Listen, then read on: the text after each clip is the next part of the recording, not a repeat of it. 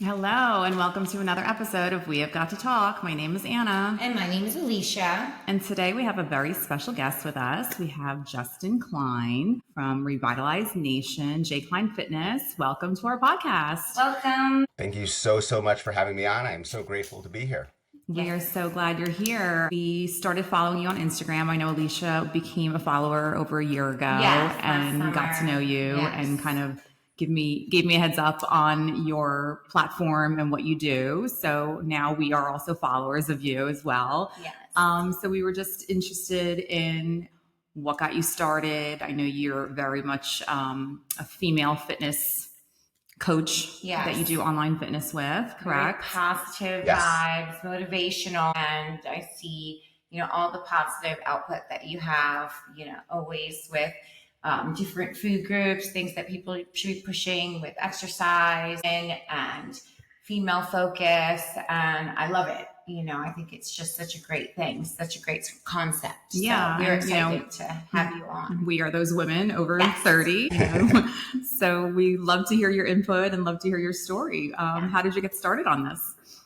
Absolutely. And again, thank you so much for having me on. Of course. So I was always into sports. I was always an athlete. But, after college, I worked in finance, and I worked in finance pretty much my entire life until I was 37. Brief backstory, I'm 44 now, but I'm single. I'm raising my son on my own. It wasn't always like that. I was married. I was married for about 11 years. Amazing woman. I had my son, Charlie. Now he's 15. And we also had a stepson, her son. And we moved from North Jersey. We moved down the shore, and we had a great life. It was like your typical, I did the 9-to-5 thing. She took care of everything, but not everything, always stays the same. She slowly dipped into an alcohol addiction. I'm not anti-alcohol. I'm anti, not taking care of your kids and your family and, just caring about yourself. Right. So it got like worse and worse. I tried getting her help. I tried doing everything I could. I didn't just like leave her in the dust, but it got to the point where my kids were seeing things that they shouldn't have seen. Mm-hmm. So we got divorced after 11 years of marriage.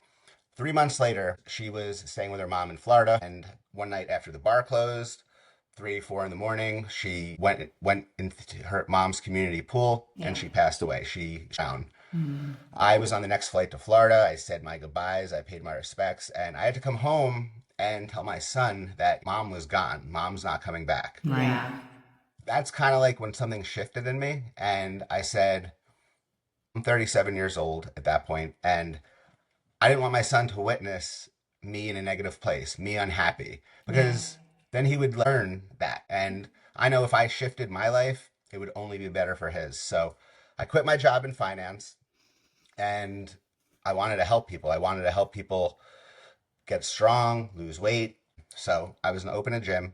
I had the opportunity to purchase the gym, but it was during COVID, so I literally wouldn't have been able to open my doors. So I would have been in debt within 3 months. Right. I would have to pay rent, pay for equipment, and I literally wouldn't have been able to help clients. Right. So I went the online route. I hired a business coach. There's lots of scammy, shady business coaches out there. Yes. True. I'm so lucky I found the right one. Mm-hmm. 5 years ago, I started working with my coach, and I knew all about the training. I knew all about the nutrition, but I didn't actually know how to run a business. Okay. So sales, all that type of stuff. So that was one of the best decisions I ever made. And in that time, I've helped over 200 women. The reason that I like to help women is because looking back on things, I couldn't help my ex-wife. I tried, I couldn't help her.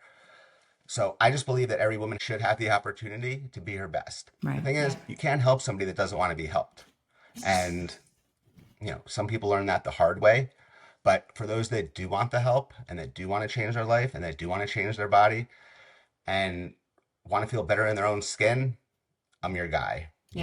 As a woman, you're losing 1 to 3% of your muscle mass every year after age 30. That is valuable stuff right there. Your muscles are very valuable, especially as you get older, because once you get a little bit older, once you get into your mid 40s or 50s, like hormones start to play a role, and you just really want to be in a good place when you get there, because then you're fighting to try to get back. So at least with strength training, you're able to not lose 1 to 3% of your muscle mass every year. You're able to build muscle. You're able to maintain your muscle, and that is just so important for the average woman. And a lot of them don't don't know that, you know? Right. Or understand that. And I would assume that even just listening to what you're saying, having the online model does add a level of accountability from each person that you might not always get in having a open gym, right? If it is an online model, they have to log on online with you. They have to have Check some in. level of accountability, check in. That is there. That's a little different. So, you know, you have to hold them accountable in a different way. You're getting that realistic, you know, give and take from a person that perhaps they wouldn't get just from showing up from 9 to 10, 3 days a week at a gym. Right. You are so right. And that's why accountability is one of the three main pillars of my program. It's nutrition, training, and accountability. The accountability is everything, because I always ask that on the phone. I say, out of the training, out of the nutrition, and the accountability, like, which one do you think would be most important to you? And everybody has a reason that they come to me. They want to get strong. They want to lose weight. So the ones that, you know, have their eye on the scale, they think nutrition's the most important. Those that want to get strong think training is the most important. But they always say that either the training or nutrition first. And then they say, actually, it's the accountability. Right. And it is, because you can have the training and the nutrition plan, the perfect plan. But if you're not showing up, if I'm not holding them accountable, if they're not being accountable, you're just going to keep spinning your wheels. Right. True. Absolutely. That's what got you into all of it. And you slowly began to help women along the way. What kind of different training did you get to enable you to come up with these different plans? I know that you have, people can DM you and you'll provide them with meal plans, nutritional plans, weight loss plans. How did you get the training to be able to provide this one-on-one coaching for them? So outside of hiring my business coach was more the business side of it. I first got certified by Precision Nutrition, which is likely the number one like nutrition program out there. I learned so much. I was like so into it. It was just so fun for me. It's funny. While I was studying and going through the nutrition thing, my son was by my side. I would talk to my son about it a lot, and he was actually going through this nutrition portion of his health class. And he aced that part of the semester because he was leading the class, talking about calories, talking about macros, why protein's important. And I was just like, oh, that is amazing. Yes. So yeah, for nutrition, I did Precision Nutrition. And I also did some Elaine Norton's classes, a couple courses on reverse dieting. Elaine Norton is one of my favorite people in the fitness industry. He's like no nonsense. There's so many fads and so much misinformation out there, especially when it comes to women and what they should be doing, you know? So I went to the best when it comes to that. And for training, I actually got 2 certifications in training, one from ISSA and one from NASM. So when I took the NASM one, I was going to be an in-person coach. You know, I never did the in-person thing. I ended up going fully online. So I took the ISSA course just to give me even more knowledge. And I still take courses. I still always try bettering my knowledge. I don't think anybody's perfect, and anything I can do to better myself is only going to better my clients. Right. Yeah, and stay up to date. There's just so much continued technology that is coming out and constant information. What are your opinions on the GLP-1 and like the microdosing and the food that goes along with it? Because I know that you've had some information on that. You're not against it, especially when it relates to women. It's a big part of the current nutritional guidelines that women are following. I know you put some information out about it. A lot of coaches have mixed opinions on this, and a lot of people have mixed opinions on this. True. And me, I think these weight loss drugs have helped so many women and men, both, who struggle with obesity, who struggle their entire life. Yes, you should be training, you should be getting adequate sleep, you should be in a calorie deficit if you're trying to lose weight. Everybody knows these things. But people have gone through things in their life, emotionally, in their childhood, where it's not just easy just to shut it off. Like, yeah, you know you shouldn't be raiding the pantry at 9 p.m., but why are you raiding the pantry at 9 p.m.? Did you not eat enough during the day? Are you emotional? Are you stressed out? What is the reason? These GLP-1s have helped a lot of my clients. They've helped so many people. And the fear-mongering around them, I don't like. Whether it's one woman saying, oh, she's cheating, she doesn't need that. You don't know what she's been through in her life, you know? So I am pro GLP-1s. Mm-hmm. I don't think like you should use it as a crutch. I think if you have to have everything else dialed in too. You can't just take the GLP-1 or else you're just going to be a smaller version of yourself that you are now, with less muscle, Right. less healthy. So you're just going to be like a little bit like a smaller version, but you're still going to have the same body fat percentage, all that. So you're still going to be as unhealthy. Mm-hmm. Okay. But once you start hitting your protein every day, once you start stimulating your muscles, that's how you get rid of all those side effects. Okay. Yeah, right. It's not a cure-all just to take the GLP-1. You need to work out. You need to eat right. I think it's all what works well in a combination of that. And obviously it helps, pushes you along to that next level. But I wouldn't say just take the shot and you're good to go, you know, And which I know some people think that's what they do. There's people I know that are like, I'm not going to work out. This is what I'm doing. No.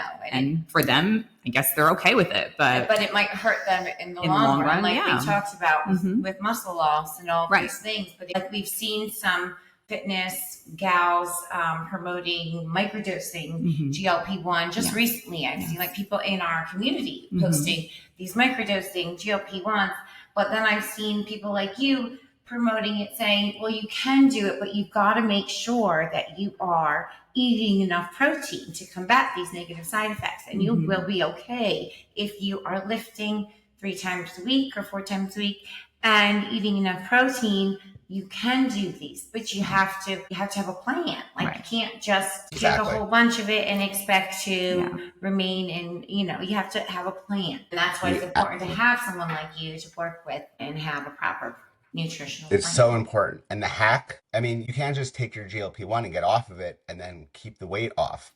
For most people, some people do.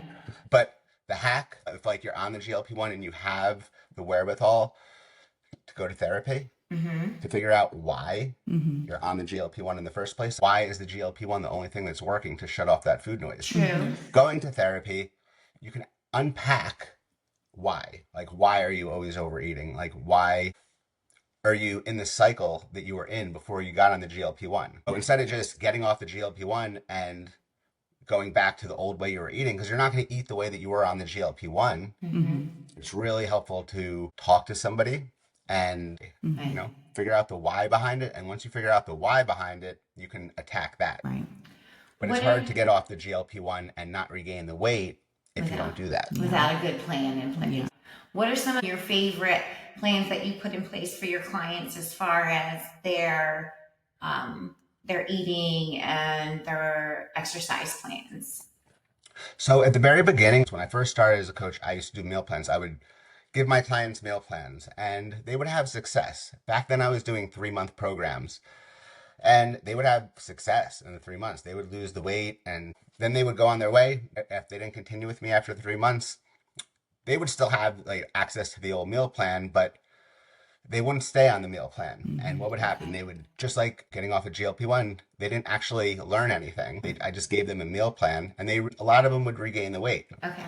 I switched the way that I work with nutrition clients now. I have recipes inside my program. I have probably close to 1,000 high protein, low calorie breakfast, lunch, dinner, snacks that all my clients have access to, but I don't actually give them a meal plan. I don't tell them, hey, eat, chicken and rice with some veggies for the next 6 days. I help teach them what works for them. So I'm going to set your calories and I'm going to set your protein. I'm going to set your fats and your carbs too. But the only thing that really matters at the very beginning is your protein and your calories. Once we have that dialed in, we're able to do like a lot more, because just going off the meal plan, you're not learning anything. And when I am working with a new client, I tell them, like, I am the last fitness coach you're ever going to need to hire. Whether you stay with me for 6 months, whether you sign up for a year and you renew with me for 4 years after that, you're going to be doing it because you like the community and everything. There's no gatekeeping in my program. I give you all my knowledge. So you know how your body runs on protein, on fats, and on carbs. Do you feel better on higher fat? Do you feel better on higher carb? Locking in the calorie deficit, though, is the number one thing. And you have to be comfortable eating that type of food and knowing long term, it's not a diet. Like I say, it's a lifestyle. It's just the way you're going to just run your daily routine. I'm I'm training for bodybuilding right now. So my eating is very, very clean and low carbs and low fats. But I know after this is over, I'm going to have to kind of like dial back in slowly. Yes. And it kind of makes me a little nervous of the changes. But back in or else. Yeah. So I get all that. And before this, I didn't realize what went into it and how much I was changing and how much food I was going to be eating. I never ate this much food before. I was that girl that was eating chicken salads, and I would pass on the bread and I would pass on this. So it's a lot of people understanding how their body's adjusting to those foods and what's going to work for you long term. Right. And a lot of women will come to me, they'll be eating 35, 40 grams of protein a day. And, they're under eating their protein by over 100 grams. Let's say they're 120, 130 pounds. When they first start, they're like, how am I going to eat all this protein? But slowly but surely, we lock it in. Yeah. It's a crazy thing to think about. I mean, I've always been small. To be honest with you, I pretty much weigh the same now as I weighed for years eating salads. But I eat a lot of meat now, a lot of protein, and I probably look thicker. I look more meaty than I looked before because I'm more muscular. I have more muscle on me, but it just changes where everything is essentially. It just changes whatever your composition is. But I eat a lot of protein, so I eat a lot more. If I added up the calories, I'm really not sure how many calories I eat now, but I do make sure I eat my protein. Like that's the one thing I do focus on, but I also am not doing bodybuilding, so I'm not keeping track of anything else like that. But yeah, I mean, it changes so much and you realize, gosh, I can eat all of this and I'm okay. I'm not getting fat. I'm not going to get fat. I'm eating this protein and working out and it's going to the right places. And it's also like a mind thing too, like in your mind. Oh, I know, you for me, it was a huge thing. I thought I needed to eat salad. Like that's all I ever ordered was salad. That was the joke. That was the joke in our friend group. Like Alicia's like, "Do you want some salad?" Because that's what you. I ordered salad for every meal, and I would offer people some of my salad because I wouldn't finish it. Who's hungry? Like, say you got a salad for lunch. Like, what probably. I mean, I don't know if I was even hungry. I think it was all in your mind. All in my mind. Like, I was so disciplined about what I ate was always that. And so it was really a process for me, like mentally, that I've been working through for years. I started changing a few years ago with working through it. It's taken me a while, but like it's been a process for me for sure. But you grow up thinking as a girl, gosh, I got to stay slim. I got to eat salad. Like that's kind of, and do a lot of cardio, right? This girl burned more cardio than you even know. All I did was cardio and dance. I'm like I am too tired for this. Yeah, like that was to think. But that's sort of just what you thought you had to do. Well, it sounds like your nutrient profile changed also from eating those light little salads. Now you're eating meat. 100%. Eggs. Right. Eggs are the most nutritious things that you could possibly eat. A good grass-fed steak or something, Yeah. Yeah. So you probably really helped your hormones just by making that switch too. But of course, dialing the protein, can't beat that. Huge change. It's just such a process, but it just takes a lot up here more than anywhere else. And then you start that's the hardest part is right here. Yes. You're 100% right. Yes. And you get a little body dysmorphia too. I think sometimes you're thinking you're eating this food and then like, oh my God, I'm going to gain this weight, even though it's good protein, it's good foods, but mentally you're just thinking your body's not looking the right way or it should be looking differently. Yeah, but then you're getting compliments from other people, but you're judging yourself, right? Even initially thinking, oh gosh, I see muscle there, I look bigger, but then you try on clothes, you're like, wait, I'm smaller. It just takes a minute. It's a slow process that you have to go through, but in the end, you are healthier. And I love that you just said that. Like, it's not only about. It's about what you see, absolutely, but it's not just about that weight on the scale, and that's where like a lot of people get tripped up. Right. Are your clothes fitting better? How are your energy levels? Right. There are so many other so when we're working out, we're burning fat and we're building muscle. For a beginner, you can do both at the same time. It's wonderful. But that number on the scale, you could lose some fat, build some muscle, and that number is going to be the same. Yes. But you're going to look, like you were saying, way more tight, way more aesthetic. Right. You're gonna be able to see. You're gonna love the way that you look a lot more. So let's say you're 125 pounds when you start. You lose 5 pounds of fat, but you build 5 pounds of muscle in the process, and Right. you're still the same weight. Right. You look a lot different, and then you start getting those compliments. And then you're like, oh, my clothes are fitting looser. Right. So it's not just about that number on the scale, and that is like one of the number one things that people get tripped up on. Right. Yeah. Oh yeah, You definitely have the to scale. consider all those other Yeah, things. for sure. Like how your So many- clothes fit. Take your measurements every now and then, like especially on a woman, because the number one thing I think that a girl has to look at is just measure your waist. Forget about the other stuff. Yes. If your waist is getting smaller, you know that You're in a good place. proportions are changing, right? Because that's what happens, especially when you're like building muscle and your waist tends to get smaller Right. as everything else, reproportions. If your waist is getting smaller, you're rebuilding. Absolutely. And so many things can play a role with that scale number too. I mean, so many things, whether it's sodium, whether it's your water intake the day before, how many carbs you ate the day before. So if you had a couple low carb days and then you had a high carb day, that number might jump up 5 or 6 pounds. Right. Your menstrual cycle, so many things play a role in what that number is going to say. So it's good to get away from that number. Yes. Yeah, absolutely. 100%. Well, there's so many exciting things that I see you doing, and you've grown so much. I mean, even from when I just met you last summer to now, I see that you've grown so much on your social media following, from a couple thousand to 5,000. Like, it's growing and growing and growing. Tell me what you see for the future. Where do you see this going as it continues to grow faster for you? So this has been a big come up. This actually, it all started in February. I believe I had 1,700 followers in February, and now I am about to hit 25,000. How it happens. How it happens. That's how it happens, right? It's off, And, yeah.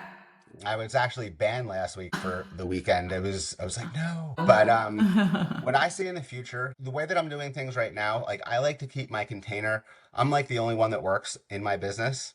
I like to have the ability to talk to all my clients, to show up for them, and not be spinning my wheels. But for my future, I would like to create more of a movement.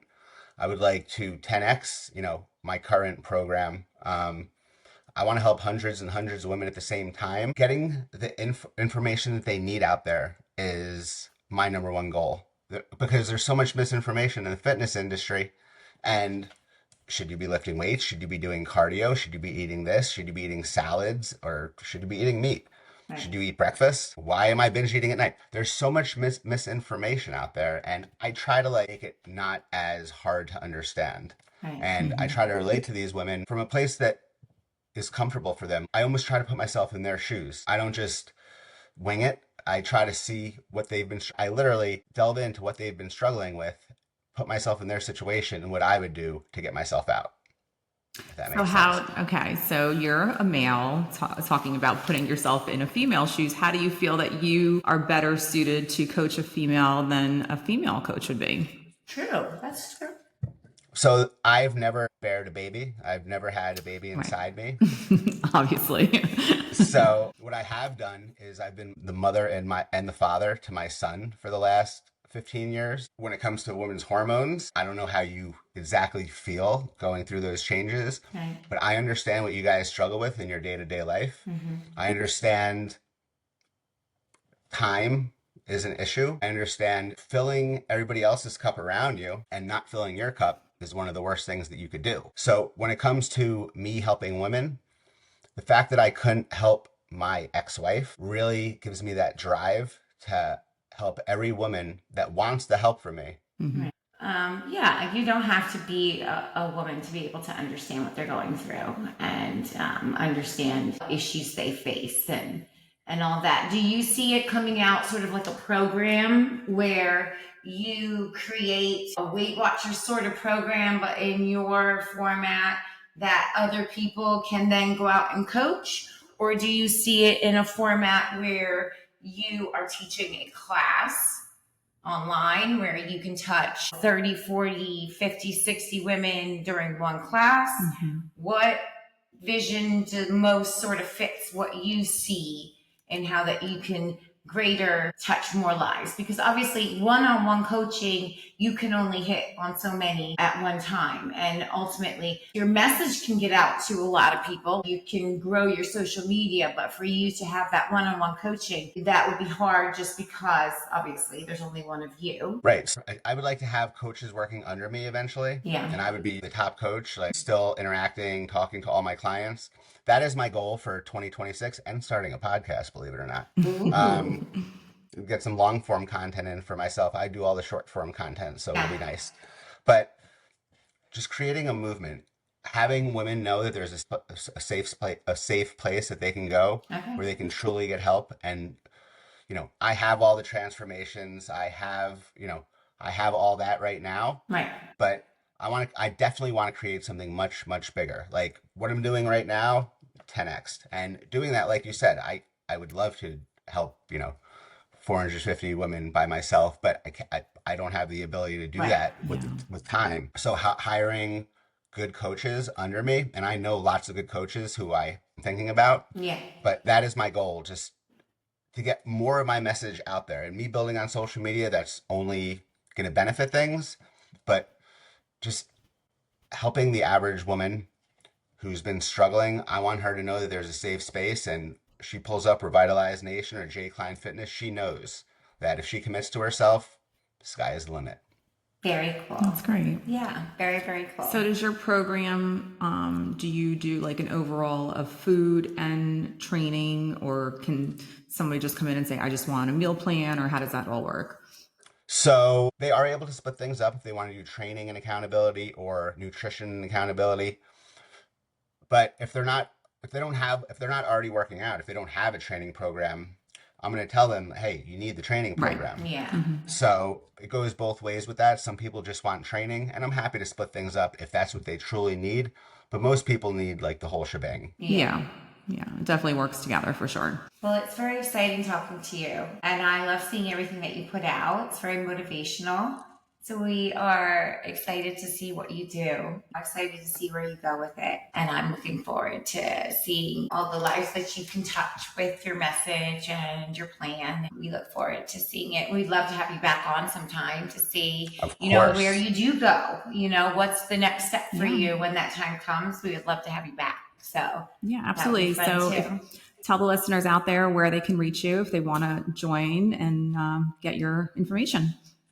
Absolutely. So you can find me on Instagram at JKlienfitness. Send me a message on there. I can send you a free guide. Like, I love making guides and ebooks and recipes. So shoot me a message on there. I'll send you one of my amazing guides, and we can reach out and we can see what we can do. Awesome. Appreciate that. Amazing. All right, guys. So thank you again, Justin, for coming on and sharing your experience and your knowledge. And as always, we have got to talk. Bye.